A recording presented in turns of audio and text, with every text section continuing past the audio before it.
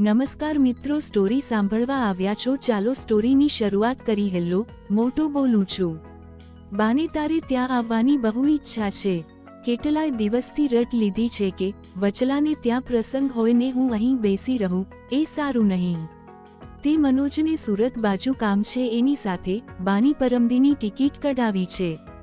સથવારો હોય તો બાની તબિયતને લઈને ચિંતા ન રહે. સાંજે સુરત ઉતરશે.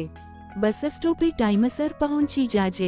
અમે સહકુટુંબ પ્રસંગના 2 દી અગાઉથી પધારશું. અત્યારે તો એકલા બા જ આવશે. બાકી કેમ, કંઈ કામકાજ હોય તો કહેજે. જય શ્રી કૃષ્ણ. પણ મોટા ભાઈ, બાને. ભરતભાઈ વધુ બોલે એ પહેલાં તો ફોન મુકાઈ ગયો. ભરતભાઈએ ડ્રોઈંગ રૂમમાં બેઠેલા સહુ તરફ નજર ફેરવી અને સહુ પરિવારજનો એમની તરફ એકટક જોઈ રહ્યા. બા આવવાના લાગે છે. ચહેરો કળીને વાત પામી જવામાં બધી પત્નીઓ હોંશિયાર હોય છે. અરુણાબેન તો સવાયા પાછા નિશાન પર જ તીર ચલાવ્યું. હા મોટાભાઈ, પરમ દિવસે મનોજ સાથે ભાવનગરથી બેસાડી દેશે. બાને 15 દિવસ વહેલા આવવું છે. મોટાભાઈ પણ ખરા છે. બાને કેટલું ડાયાબિટીસ રહે છે. બીપીને કિડનીના લોચા તો છે જ, તબિયત કથળેલી છે. અહીં લગનવાળા ઘરમાં એમનું ધ્યાન રાખીએ કે બાકીના કામોનું. લગન ઉકલી જાય પછી પાછળથી શાંતિથી રહેવાનું સમજાવ્યું હોત તો હતો ઠાલો બબડાટ, પણ બધા સાંભળી શકે એવો થોડું અટકી અરુણાબેન સાથે આંખોથી મસલત કરી સામે બેઠેલ નાના ભાઈને સંબોધીને બોલ્યા, જો દિલીપ, તું તો જાણે જ છે ને કેટલાય ટેન્શન છે. આ લગનને લઈને ઘરમાં મહેમાનો, ઢગલો સામાન, કેટલાય પથારા પડ્યા છે. બાનું આવી હાલતમાં મારે ત્યાં રોકાણ કરાવવું એટલે એક અલગ જવાબદારી થઈ જાય. તે હું શું કહું છું, તું બાને તારે ત્યાં લઈ જા. તારે તો ટેનામેન્ટ છે, તે બાને મોકળાશ રહેશે. સાંજે ફળીએ બેસે તો એમનોય સમય પસાર થશે કંઈક. ને અમારે અહીં કામમાં નડ આગળ વધુ ચર્ચા થાય એ પહેલાં જ દિલીપે વાત અટકાવી. ભરતભાઈ, બા મારે ત્યાં જ રહેશે, અમને વાંધો નહીં આવે. અરુણાબેને લાગ જોઈ રેખાને સાધી. ખોટું શું, હું તો જે છે એ જ કહીશ. આમે ત્રણેય ભાઈઓમાં બાય પેટ કાપીને તો દિલીપભાઈને જ ભણાવીને સાહેબ બનાવ્યા ને.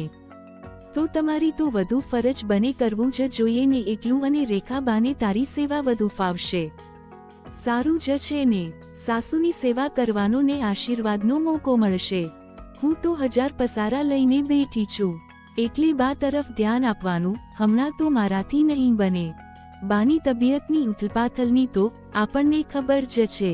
રેખા જેઠાણીને રગરગથી જાણતી હતી. પ્રેમથી હસીને બોલી, ભાભી તમે ઉપાધિ ન કરો, લગ્નના કામોમાં ધ્યાન આપો. બાકીનું હું ને તમારા દિયર પહોંચી વળશું. અંજલિ અને મોહિત કુમારને કોઈ કમી ન લાગવી જોઈએ. એ અમારા બા છે જ ને. બાને ટાઈમસર ઉતારી લેશું. અને બંને ઘેર જવા ઉઠ્યા.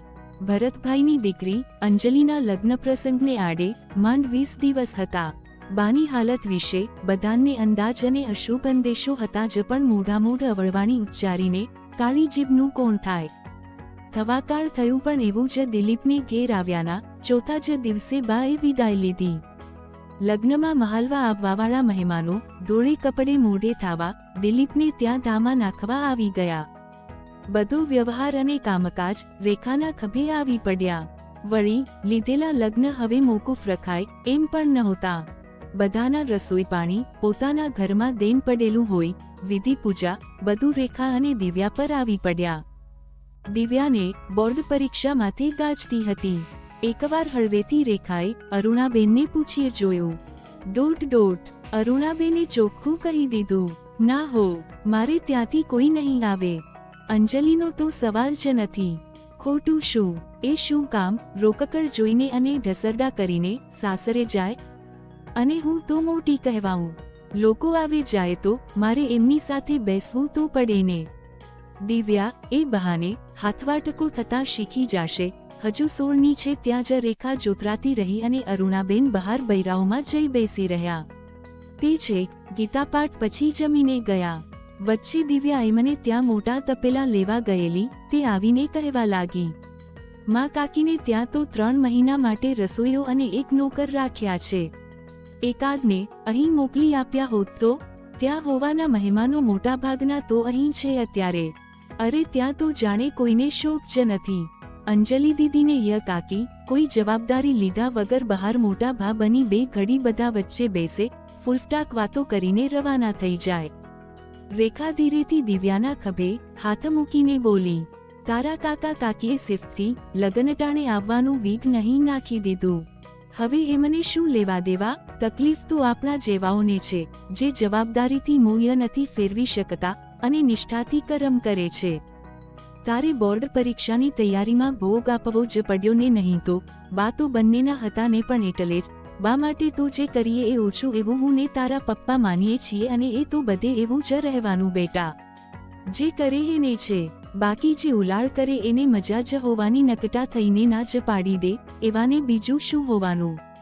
અને પછી રેખા 20 માણસો માટે ઉકળી રહેલી ચા તરફ વળી. આવી જ સ્ટોરી સાંભળવા માટે ચેનલને સબસ્ક્રાઇબ અને વિડીયોને લાઇક કરજો મિત્રો. ધન્યવાદ.